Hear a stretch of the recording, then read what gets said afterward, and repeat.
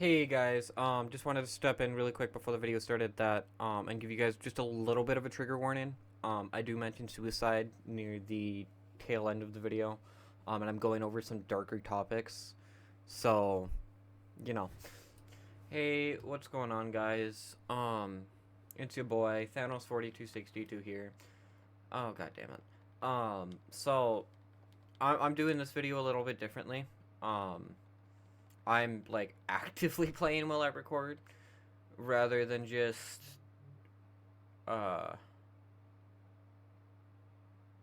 record record background footage and then throw my voice over it. So this is live, not really live me, but this is I'm kind of experimenting with di- different takes. um and this is kind of a format I wanted to try out. But I mentioned last video that somebody very close to me passed away. Her name was Janice. Um, she worked at the group home I'd lived at for 3 years. 2 years at the point at which she passed away. Um, but I kind of wanted to just share some stories, not just about her, but about my experience overall in foster care, and how that went. Um, and like my perspective on anything. So we're gonna go back to the beginning here. So my mom at the age of 4 met this guy. I'm not gonna give you names on him, but for the sake of the video and to make running those names easier, let's call him Jeff. So Jeff and my mom met when I was 3 or 4. I have never known my biological father. In fact, my nephew's birthday party in like a month is the first time I will ever be meeting my foster or my bio father. Um, so Jeff was the first male role model in my life. And he convinced background. My alcoholism runs in my family very deep. Um, my grandpa was an alcoholic. His dad was an alcoholic. Um, and it just goes really far back. So that's like a lot of my friends will go party and then I'll be like, yeah, no, I'm not drinking. Won't touch it. I'll drink on occasion, usually like my birthday, special occasions. But like even then, it's not an excess. It's like a shot or a glass. I have been drunk before, despite my age.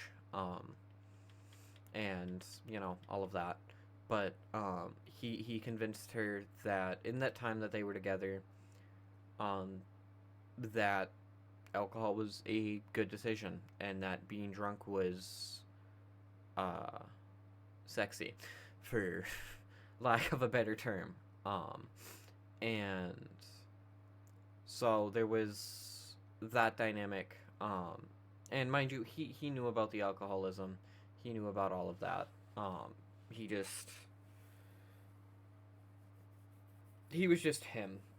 So Jeff convinced her of that, and then um, at the age of I want to say 7, um, started cheating on my mom with his ex fiance that he had had a child for.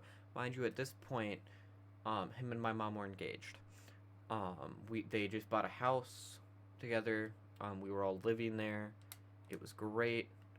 Um, but he had cheated on her. Um, and so that went about as well as you can imagine. A week after my mom found out, um, she got arrested for her first DUI. Um, and so because of that, and legally speaking, Jeff still lived in the house that me and my sister and my mom were living at. He was not there. So for that week, she was gone for about 2 weeks. Um, it was me and just my sister. That was it. For context, I have two half sisters that are around the same age.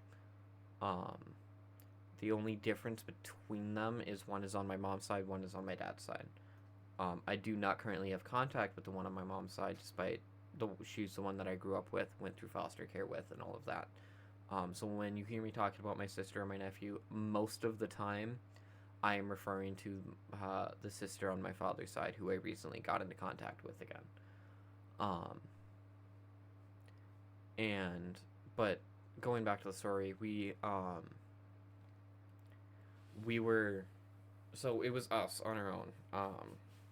Mom had told one of her friends to bring us groceries. Both me and my sister could cook. Um, and like, I wasn't a responsible kid, but I could get myself to school on time. Having an older sister that was actually cared about school helped. It did. Um, so I was always to school on time. I was always, um,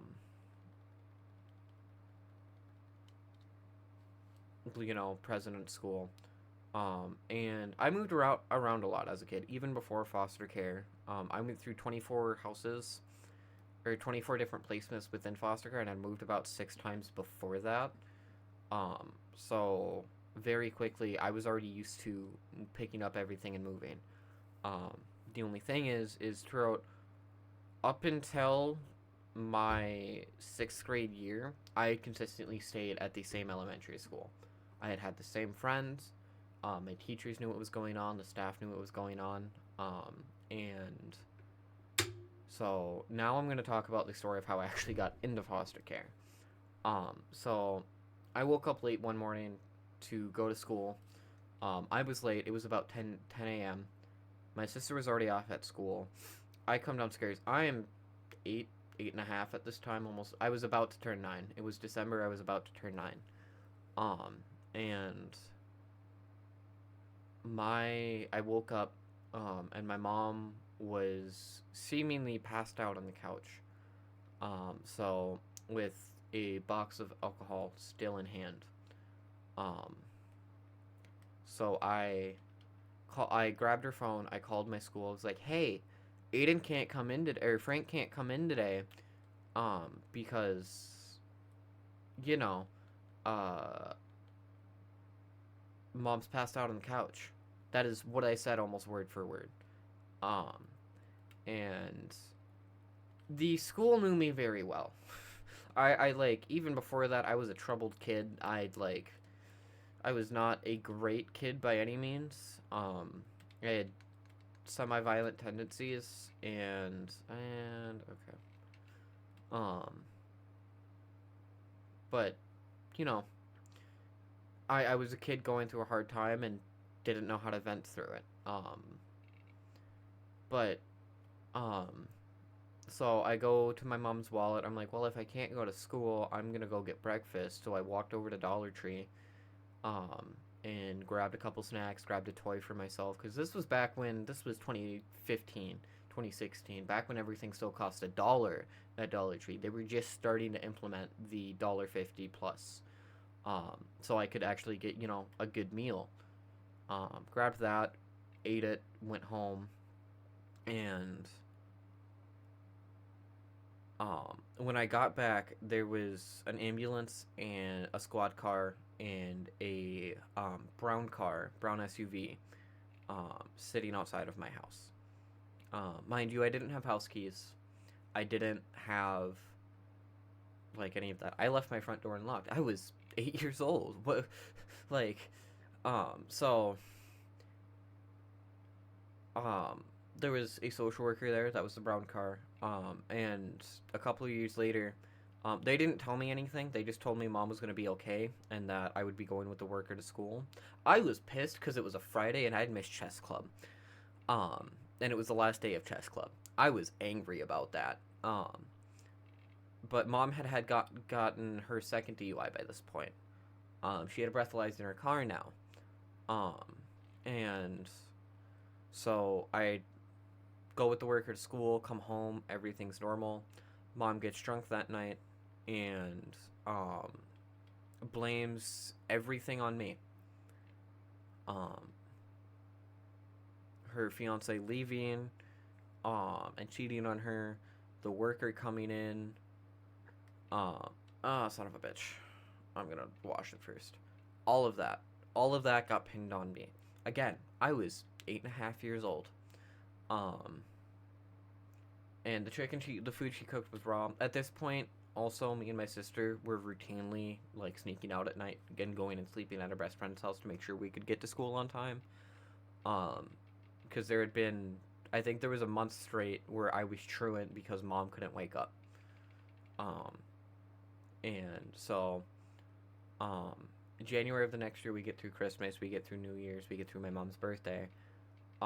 January of the next year, I have a worker come to me in school and tell me, hey, um, mom isn't picking you up today. Um, you're leaving early. You're gonna be placed with a foster family for a little bit. Um, or not a foster family. Your great aunt will be picking you up. Um, and I love my great aunt to death. She's 75 now. She just had a hip surgery. I don't call her enough, but she truly is a great woman.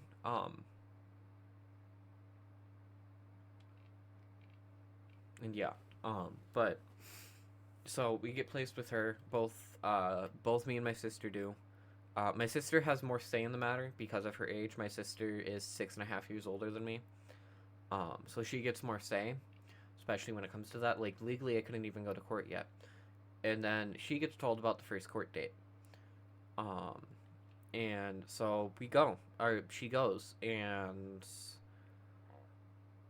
a lot of this part I don't remember. For one, my sister has been shown to be a pathological liar.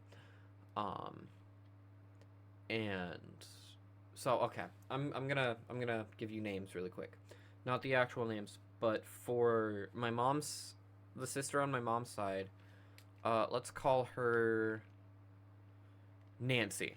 Um, and then the sister on my dad's side, who I probably won't be talking about in this video, um, let's call her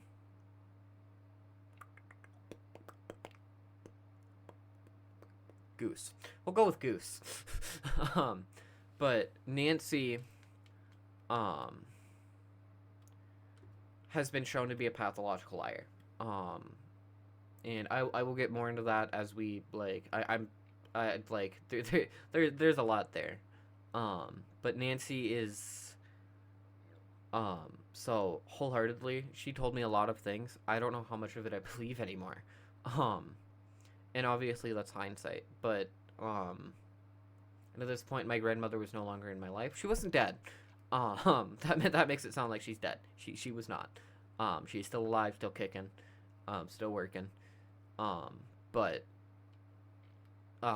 my sister had told my mom that grandma was sleeping with us in the nude. I was 4. And so grandma or mom went with it and got a restraining order. So that happened when I was like 4. I'm 8 now. I haven't seen grandma in 4 years. I don't remember what she looks like. And that part has always like hurt me kind of deeply. Um, but she so my sister was, from what I've gone back and read, because now that I'm an adult, I have access to all the court documents. I have read what she said. She was being mostly truthful. And so we stayed with my aunt. We were told it was going to be like a 3 to 6 month thing. Mom just had to get clean. So mom did. Mom got clean for a year. She was sober for a year. In that year, I had gone from my aunt's to another foster home. This one was more in the hood. This was a black foster home. And no, wait, sorry. I'm sorry. I got placed with my Nancy's father. Nancy had already moved to her father because of arguments with my great aunt. But Nancy was now living with my father, or her father, and my aunt had straight up said, I can't do this anymore. Not to any fault of her own. I was yelling. I was angry. I was confused. I was a lot for any one person to deal with, let alone a 60-some-year-old woman who's retired and lives in an apartment. I almost cost my great aunt her apartment. That is how bad of a kid I was. Um, and so we get placed with them. I get placed with him. He was abusive. He was neglectful. He very heavily believed in, if your kid is fucking up, beat him. If your kid does something wrong, beat him.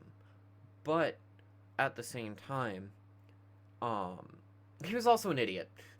like, I missed the bus one morning. It was like the fourth time I'd missed the bus because they expected me to get up on my own to go get the bus. That is a very reasonable expectation of an 8-year-old, at least an ordinary 8-year-old. I was dealing with trauma still. I was dealing with the fact that I might never see my fucking mother again. I was by no means normal. And so I had missed the bus, and on this morning, I called the school, through a landline we had, and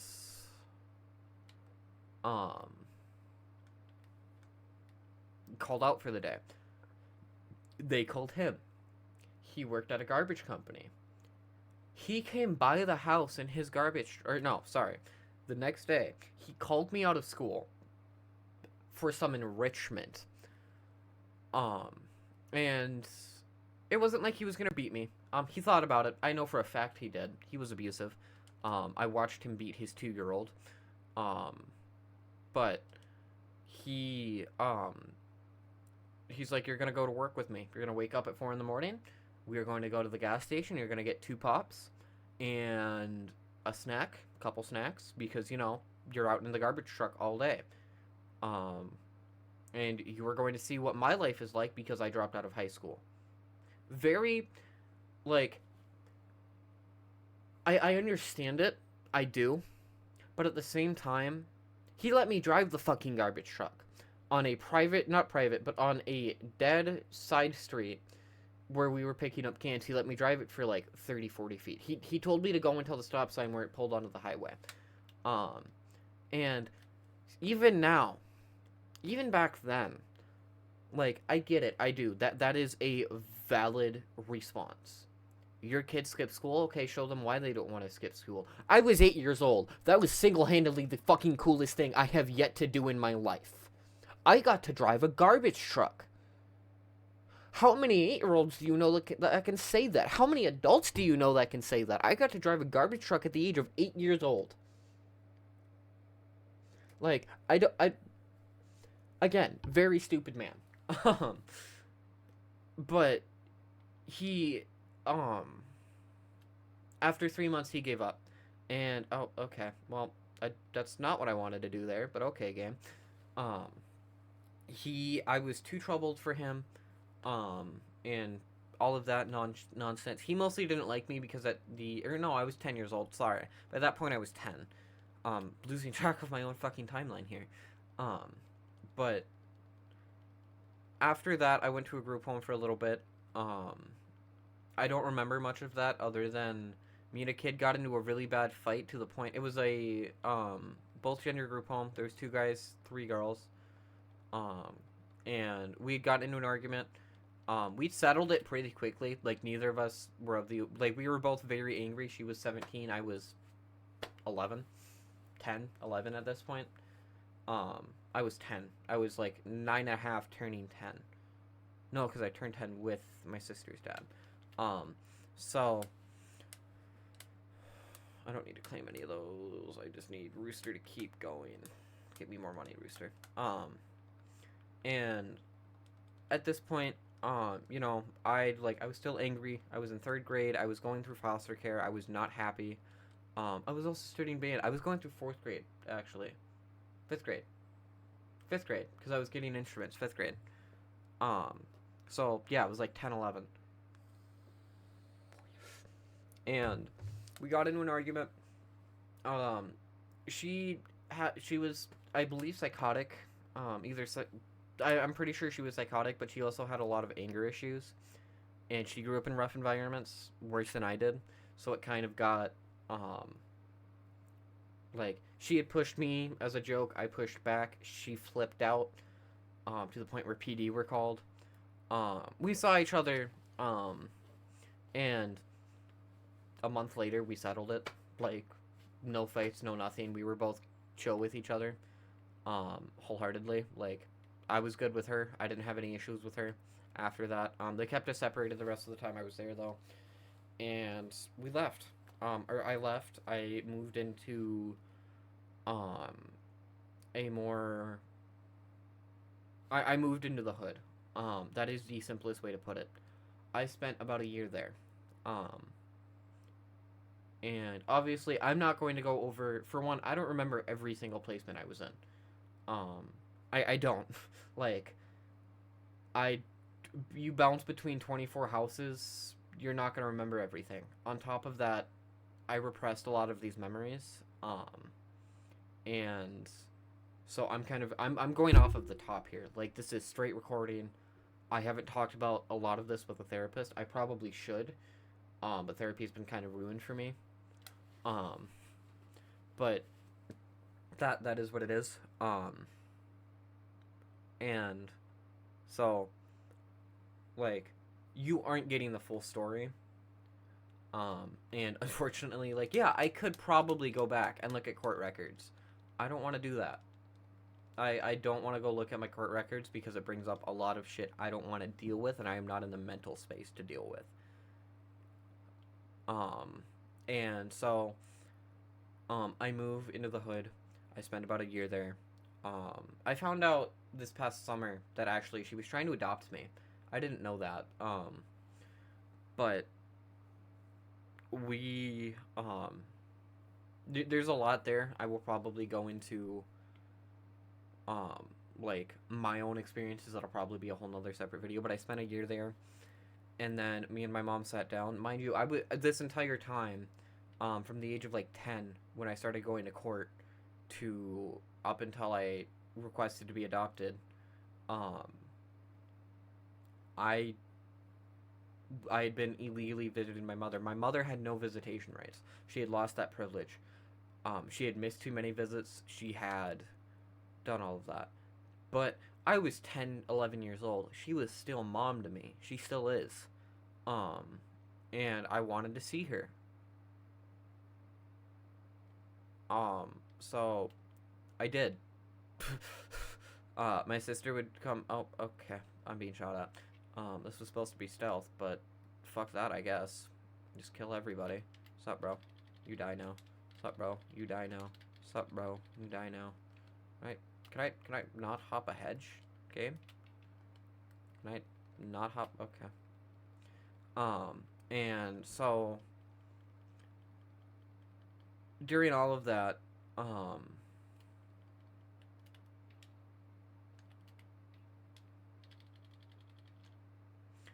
we, I had sat down with my mom at my aunt's apartment and told her straight up, I can't do foster care anymore. I can't do it. She had just talked to a lawyer. There was a chance. Genuinely, their plan was never to bring me back. I told her, I'm like, can you sign away your rights for me, please? That is the hardest decision I have ever made, and that is the hardest decision I have ever asked my mom to make. To this day, that one really hurts. But talking with workers, talking with friends that have gone into social work, and my mom wouldn't have won. It doesn't matter. I was 11 years old. I was at the prime age for adoption. I'm a white male. Perfect. Adopt him. Put him on the list. To the point where they had already been looking at adoptions for me. Like, that is how much they wanted it.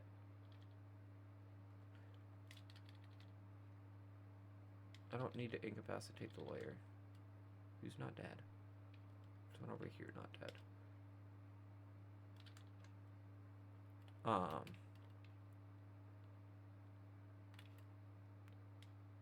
To you.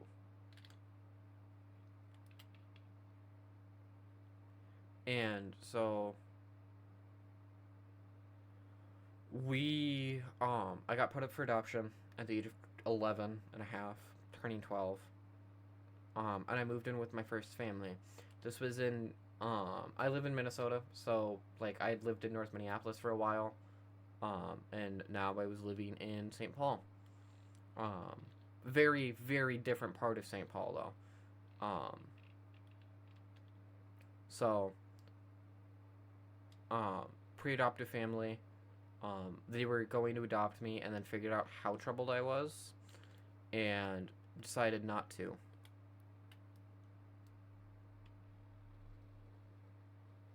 You're still a bro.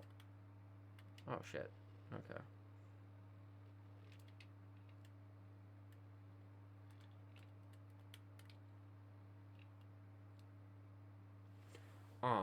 But we got through all of that.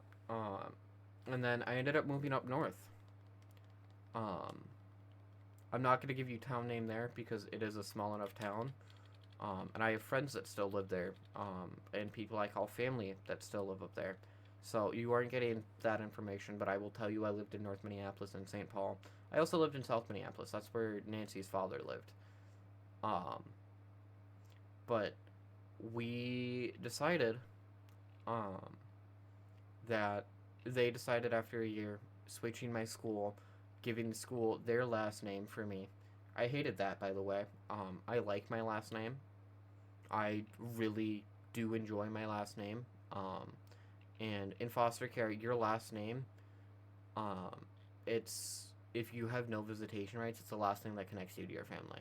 So I was like, I did not want to lose it, but they didn't give me a choice really.